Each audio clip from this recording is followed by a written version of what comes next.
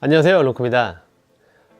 제가 최근에 비염이 심해져서 병원을 다니느라고 고생을 좀 했는데요. 그동안 코맹맹이 소리로 녹음하느냐고 좀 많이 답답하고 힘들었습니다. 열심히 치료를 했더니 비염도 많이 좋아지고 해서 오늘은 목소리가 나름 깔끔하게 녹음이 될 것 같습니다. 이번 편은 어떤 주제로 영상을 만들까 고민을 하다가 많은 분들께서 변태체비라는 키워드로 검색을 많이 하시는 것 같더라고요. 사실 이 변태체비의 원래 용어는 플로트 리그라고 하는데요. 오늘은 이 플로트 리그를 하는 이유와 체비 방법에 대해서 말씀드리고자 합니다. 그 이유에 대해서 먼저 말씀드리면 아주 간단한데요. 시화방조제나 새만금 방조제 같이 밑걸림이 많은 지역에서 체비 손실을 조금은 줄이고자 사용을 합니다. 밑걸림이 많은 지역은 대부분 16분의 1온스나 8분의 1온스 지그헤드를 많이 사용을 하는데요.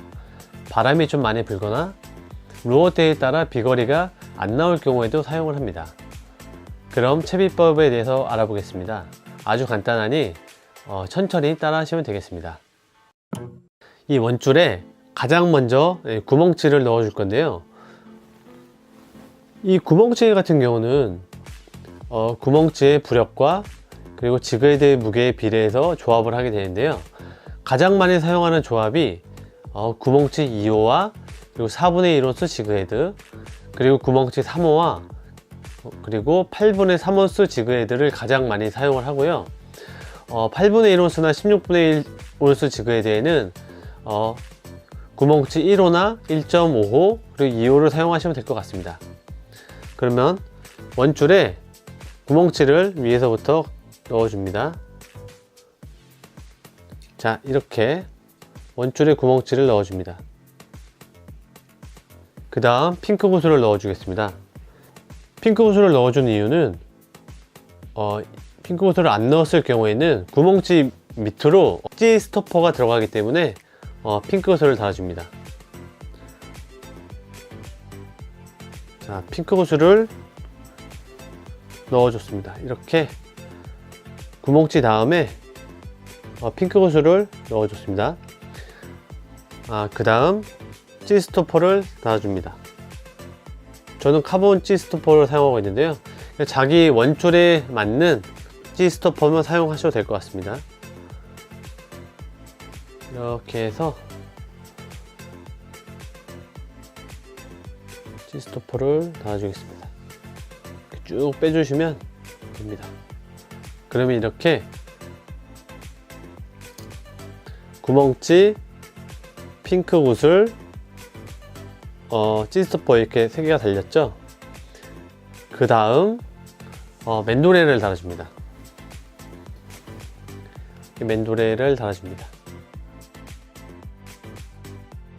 그리고 맨도레 쪽 매듭은 자기가 편한 그냥 매듭으로 하시면 되는데, 저 같은 경우는 원줄 쪽을 좀 강한 매듭으로 해야 되기 때문에 팔로마 매듭으로 하고 있습니다.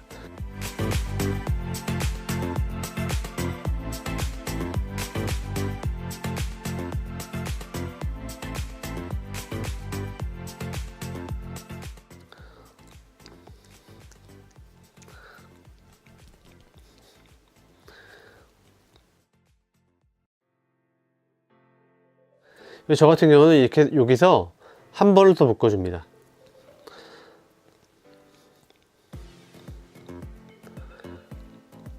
한 번 더 묶어준 다음에 가위로 자르겠습니다. 자, 그러면 맨돌까지 됐습니다. 목줄을 이제 달아주면 되는데요. 저는 전에도 말씀드렸듯이 카본 3호를 사용을 하고 있습니다. 그래서 이 단차는 보통 30cm에서 40cm 정도 주시면 되는데요. 시야방조제 같은 경우는 수심이 좀 많이 낮기 때문에 저 같은 경우는 한 30cm 정도 주고 있습니다.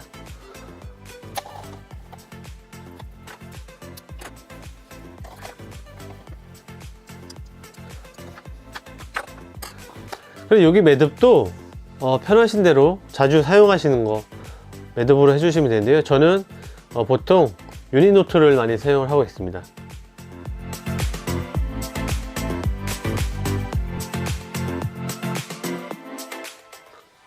침을 살짝 발라주시고, 열이 발생해 가지고 끊기니까요, 침을 살짝 발라주시고,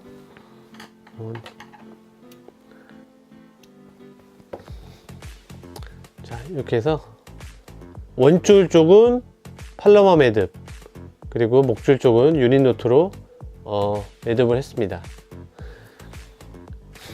근데 마지막 지그헤드 쪽도 그냥 유니노트로 매듭을 하겠습니다. 저는 편하신 대로 매듭하시면 될 것 같아요.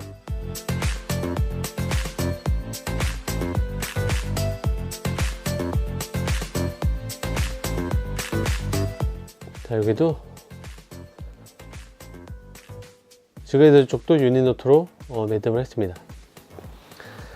자, 그래서 보면은 완성이 됐는데요. 참 쉽죠? 이렇게 되는 겁니다.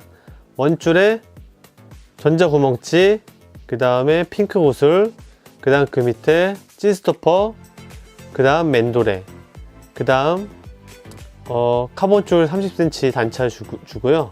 지그헤드를 달아주시면 됩니다.